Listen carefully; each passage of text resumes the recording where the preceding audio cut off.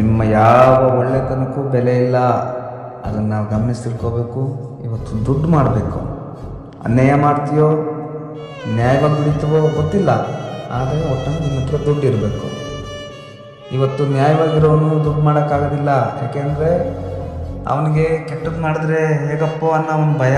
ಆದರೆ ಇವತ್ತು ಅನ್ಯಾಯ ಮಾಡೋನಿಗೆ ಎಷ್ಟು ಗೌರವ ಅಂದರೆ, ಅವನು ಭ್ರಷ್ಟಾಚಾರ ಮಾಡಲಿ, ಕಳ್ತನ ಮಾಡಲಿ, ಮೋಸ ಮಾಡಲಿ, ಏನೇ ಮಾಡಿದ್ರು ಅವನಿಗೆ ಹಣ ಇದ್ದರೆ ಅದನ್ನೆಲ್ಲ ಮುಚ್ಚಾಕ್ತಾನೆ.